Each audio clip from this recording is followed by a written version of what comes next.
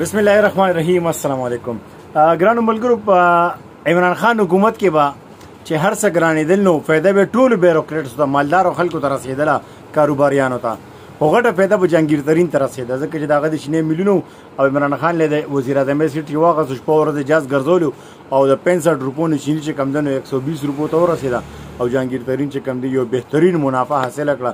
که عمران خان له 10 کروڑ لګولې، عمران خان ولا د 10 ارب روپو فایده ورکړله. نو اقا شان د عمران خان په غلاره مولانا صاحب هم روان دي. مولانا صاحب هم د عمران خان نه کم نه دي او د پی ډی ایم ټول رهنماګان چې کم دي، لیډران مشران چې کم دي، کو شهباز شریف ته، کو د نور پاټو والا بلاول دی، زرداری دی، مولانا صاحب دی، نو ماشاءالله دا د عمران خان نه کم نه دي. خرچ د خان نه کمی وخت د پرې کولو دی. نو ګرانو ملګرو، زه د مولانا صاحب او د پی ډی ایم د ټولو پاټو مشرانو ته اپریشیټ کوم، شکریه ادا کوم چې بیګا ماشاءالله میګاماټو والا، سټاکونو والا، میلونو والا او غټ غټ ډیلران چې کم دي هغه کروڑپتیان شوي دي.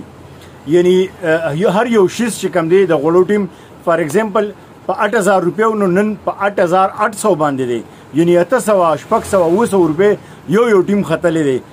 نو دغه شان چې کم دی چینی چې کم دی د 5500 نه 6200 ته 6300 ته لاړله. داسې دالونه چې کم دی 40 50 روپۍ کیلو ګران شو. نو د مولانا صاحب د لیرانه پالیسي دی هماغه شان د عمران خان په شان، او دا هغه مولانا چې د عمران خان په حکومت کې به د مهنګۍ خلاف احتجاجونه کول او د غریب په شپه ورځ ځان مړ کړ دي په نورونو باندې، او په دې سرو غرمو په اسلام آباد کې بده په سوزکی کې ولاړو او چغې به واله، او اکثر په کې خلک د حکم شي لکه هغه یو پکې د حکم شي مولانا مریم نواز صاحب زنده باد. مولانا صاحب داسې ځان ناغرضه کړی دی که نه چې هغه وایي نه خوري نو وایي څه د سره وکړم، او چې نه ځي نو په شا به دې کړم.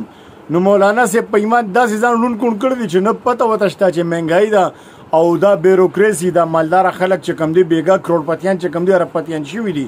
نو ډېر د افسوس مقام دی. ټولو عوامو ته مې ریکویسټ دی چې د هره پارټي دا فیر نه دي، دا صفا نه دي، دا د عوامو سره مخلص نه دي. د دې پارټو دپاره د خپل خاندانونو رشتو کې جوړ توړ مه کوئ، خفګانونه مه راولئ. اکثر زوی به پی ټي آی کې او پلار به په جی وی آی کې یا به په این پي کې. نو د خدای دپاره د دې لیډرانو دپاره خپلو خاندانونو کې دا ټسل ختم کې او داسې سم مه کوئ. دا لیډران د عوامو نه پکارېږي او بس چې چېرته موسیقات او باد خوشحاله اوسئ. دا یو